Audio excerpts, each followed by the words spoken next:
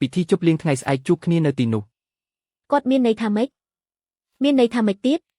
គាត់ចង់និយាយថាពិធីជប់លៀងរបស់ក្រុមហ៊ុនលីថ្ងៃស្អែកគាត់ក៏នឹងចូលរួមដែរលោកតាវងតើយើងបានធ្វើឲ្យប៉ះពាល់ដល់មនុស្សធំណាឬអត់កុំបារម្ភអនុប្រធានយួនគឺជាអតីតប្អូនថ្លៃរបស់ប្រធានលីនៅក្នុងក្រុមហ៊ុនទាំងមូលក្រៅពីប្រធានលីគ្មាននរណាម្នាក់ហ៊ានបដិសេធគាត់ទេគ្រូពេទ្យបាននិយាយថាក្រៅពីរងរបួសសះស្បែកមានកង្វះអាហារូបត្ថម្ភខ្លះដែរគ្រាន់តែថែរក្សាគាត់ឲ្យបានល្អទៅខ្ញុំនៅទីនេះអ្នកត្រឡប់ទៅក្រុមហ៊ុនវិញហើយពិនិត្យមើលយួនផេងថាតើគាត់បានធ្វើអ្វីខ្លះនៅពីក្រោយខ្នងខ្ញុំបាទមីងឡថែរក្សាខ្លួនឲ្យបានល្អខ្ញុំនឹងជួយអ្នកដោះស្រាយគ្រប់យ៉ាងមិននឹកស្មានថាអ្នកគឺជាប្រធានក្រុមហ៊ុនលីសោះប្តីប្រពន្ធជាដងមានភ្នែកតែមើលមិនឃើញភ្នំថេហើយបានខកខានឱកាសតែមួយគត់ក្នុងជីវិតនេះដើម្បីក្លាយជាអ្នកមានសុំមុខហើយយ៉ាន់ហែនខ្ញុំមានសំណុំពរមួយពិធីជប់លៀងថ្ងៃស្អែកខ្ញុំក៏ចង់ចូលរួមដែរណាខ្ញុំចង់នៅចំពោះមុខមនុស្សគ្រប់គ្នាហើយកាត់ផ្តាច់ទំនាក់ទំនងជាមួយមនុស្សរមើលគុណទាំងពីរនាក់នេះ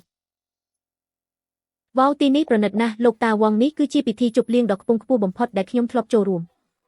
នេះមិនមែនជាអ្វីទេដរាបណាអ្នកជួយខ្ញុំឲ្យទទួលបានលូឈៀវយ៉ាន់ឱកាសបែបនេះមានច្រើនណាស់កុំបារម្ភនាងប្រហែលជានៅតែដេកនៅមន្ទីរពេទ្យនៅឡើយទេដល់ពេលនោះខ្ញុំនិយាយពាក្យផ្អែមល្ហែមនាងប្រកាសជានឹងត្រឡប់ទៅផ្ទះជាមួយខ្ញុំវិញដោយស្ដាប់បង្គាប់ដល់ពេលនោះបុរសម្នាក់នេះពិតជាមកមែនល្អណាស់ខ្ញុំនឹងធ្វើឲ្យគាត់អាម៉ាស់មុខនៅចំពោះមុខមនុស្សគ្រប់គ្នាដល់ពេលនោះវ៉ាងឡងសប្បាយចិត្តកិច្ចសហប្រតិបត្តិការរបស់យើងជាមួយក្រុមហ៊ុនលីនឹងមានស្ថិរភាពអ្នកដែលបោកប្រាស់ម្ដាយក្មេកខ្ញុំអ្នកពិតជាមកមែនមានរឿងអីនេះកំពុងធ្វើអី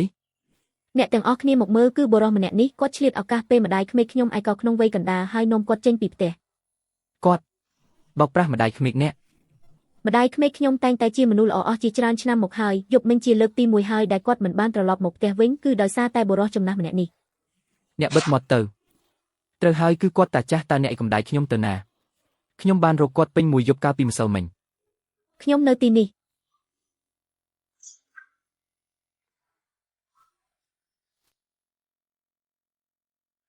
ខ្ញុំនៅទីនេះ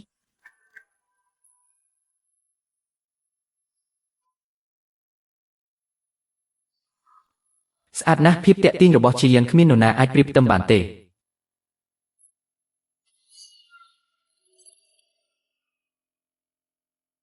អ្នករកខ្ញុំធ្វើអីបន្តលក់ខ្ញុំឲ្យវងឡងធ្វើជាប្រពន្ធម៉ាក់កុំនិយាយផ្ដេសផ្ដាសអ្នកទាំងអស់គ្នាកុំស្ដាប់ម្ដាយខ្ញុំនិយាយផ្ដេសផ្ដាសគាត់គ្រាន់តែត្រូវគេតាក់ទាញហើយនិយាយអ្វីក៏បាននិយាយផ្ដេសផ្ដាសលូជាដងអ្នកបានទទួលប្រាក់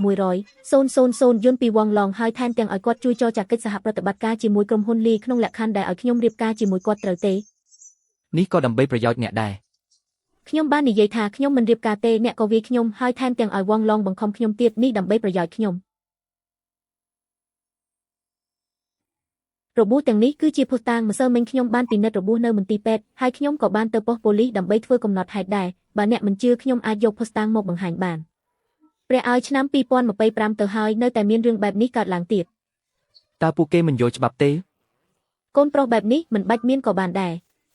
នៅលើខ្លួនខ្ញុំជើងខ្ញុំសុទ្ធតែជារបួសបំសើមិញមិនមែនយ៉ាងហែនជួយសង្គ្រោះខ្ញុំទេខ្ញុំប្រហែលជាត្រូវមនុស្ស3នាក់នេះសម្លាប់បាត់ទៅហើយព្រះឲ្យខ្លួនឯងទៅតាក់ទងប្រុសហើយមិនជួយយើងរកលុយមនុស្សចាស់ដូចអ្នកហ៊ានណាស់អ្នកទាំងអស់គ្នាបានឬទេនេះគឺជាទស្សនៈរបស់ពួកគេថ្ងៃនេះខ្ញុំមកទីនេះមានតែរឿងមួយគត់តើអ្នកចង់ធ្វើអ្វីទៀតខ្ញុំចង់កាត់ផ្តាច់ទំនាក់ទំនងជាមួយអ្នកខ្ញុំចង់កាត់ផ្តាច់ទំនាក់ទំនងជាមួយលូឈៀដងកាត់ផ្តាច់ទំនាក់ទំនងមានរឿងអីលោកលើកនេះគឺជាកិច្ចព្រមព្រៀងដែលបានព្រៀងឡើងតាមបំណងប្រាថ្នារបស់ភាគីពាក់ព័ន្ធគឺលោកស្រីលូសូមអ្នកចុះហត្ថលេខា